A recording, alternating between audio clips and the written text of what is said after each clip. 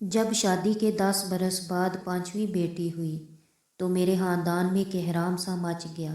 شوہر اور ساس رکشے میں بیٹھ کر گھر چلے گئے۔ میں اور میری بیٹی بے یار و مددگار ہسپتال میں اپنی قسمت پر آنسو بہاتے اکیلے رہ گئے۔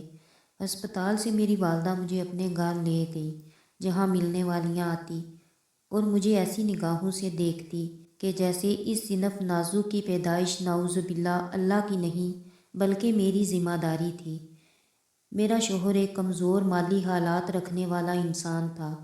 کبھی روزگار ملا کبھی نہ ملا۔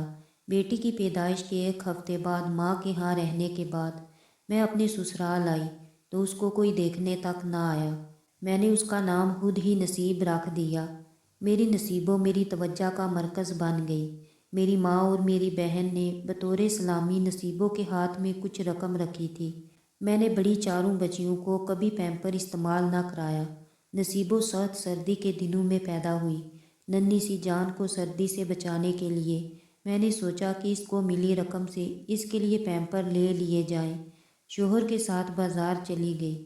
بازار میں اسٹور کے باہر کمپنی والوں کا اسٹال لگا تھا، جہاں سستے پیمپر بھی دستیاب تھے اور خریداری کے ساتھ ایک کوپن مل رہا تھا جس پر مختلف انعامات درج تھے۔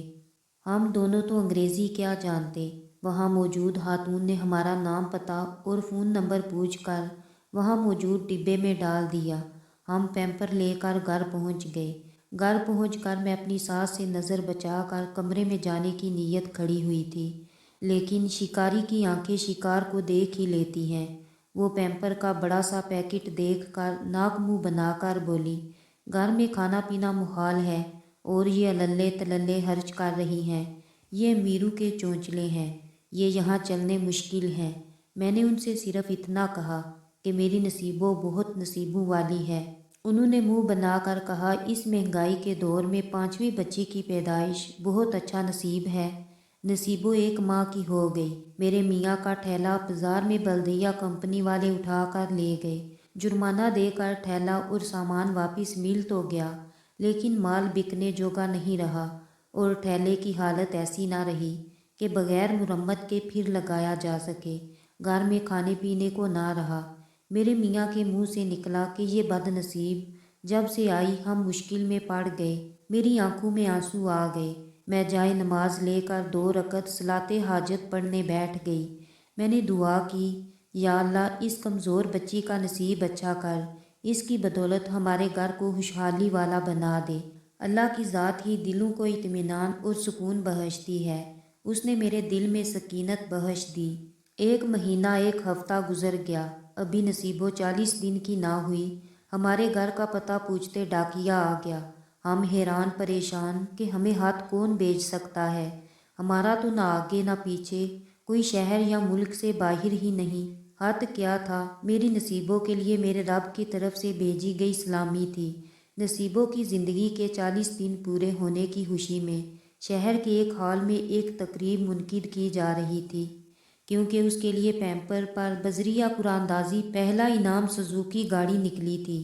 ہم کو پوری فیملی سمیت مدعو کیا گیا تھا کہ ہم آئیں اور اپنا انعام کمپنی کے ڈائریکٹر سے وصول کریں۔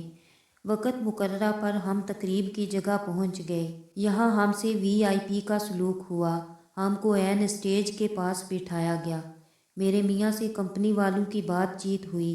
میرے میاں نے ان سے کہا کہ وہ سزوکی سمیت کسی قسم کی گاڑی چلانا نہیں جانتے، لہٰذا اس گاڑی کے پیسے ان کو دیے جائیں تاکہ وہ اس رقم سے اپنے کام کر سکیں۔ وہاں کمپنی کے افراد میں صابر حسین صاحب بھی تھے۔ یہ بزرگ میرے شوہر کو ایک طرف لے گئے، جہاں انہوں نے مختصراً میرے شوہر کے حالات دریافت کیے اور مشورہ دیا کہ وہ گاڑی لے لیں اور تقریب کے بعد ان سے ملیں۔ وہ کچھ ایسا راستہ نکالیں گے جو آپ کے لیے فائدہ مند ہوگا۔ میرے میاں نے ان سے کارڈ لیا اور گھر کی طرف روانہ ہو گئے۔ صبح میرے میاں صابر صاحب کے دفتر پہنچ گئے۔ صابر صاحب نے ہمارے حالات دریافت کیے اور مشورہ دیا کہ میرے میاں اگر چاہیں تو سزوکی سے اپنا روزگار کمانا شروع کر دیں، جس کے لیے وہ ان کو اسی پیمپر کمپنی میں بطور ڈرائیور ملازمت دینے کو تیار ہیں۔ کیونکہ بڑھتی ہوئی کاروباری ضروریات کے لیے ان کو اپنی کمپنی کے لیے ٹرانسپورٹ کی ضرورت رہتی ہے۔ وہ اپنی کمپنی کے ماہر ڈرائیوروں کے ذریعے ان کو ڈرائیورنگ بھی سکھا دیں گے اور اپنے تعلقات کی بنا ان کو بآسانی ڈرائیورنگ لائسنس بھی مل جائے گا۔ کمپنی کے کام کے اوقات کے بعد میرے شوہر اس گاڑی سے اپنا اور روزگار بھی تلاش کر سکیں گے۔ میرے میاں تو تھے ہی بے روزگار، انہوں نے فوری اسبات میں سر ہلا کر اوکے کا فیصلہ کیا اور واپس گھر آ گئے۔ اگلے روز سے میرے میاں نے کمپنی کے دفتر جانا شروع کیا اور جلد ہی وہ ڈرائیورنگ سیکھ گئے۔ کمپنی نے بھی ان کو جلد ہی باقاعدہ ملازمت دے دی، یہاں تک کہ ڈرائیوری کے علاوہ اسٹور کی اضافی ذمہ داری بھی ان کے سپرد کر دی گئی۔ اب تنخواہ بھی پہلے سے دگنی ہو گئی اور وہ کمپنی کے ٹرانسپورٹ انچارج بنا دیے گئے۔ ہماری گاڑی اب کوئی اور ڈرائیور چلاتا اور میرے شوہر کمپنی کے معاملات پر دفتر میں بیٹھ کر حکم چلاتے۔ کہتے ہیں کہ پہیہ جس کو راس آ جائے اس کی کایا ہی پلٹ جاتی ہے۔ ہم کو بھی پہیہ راس آ گیا۔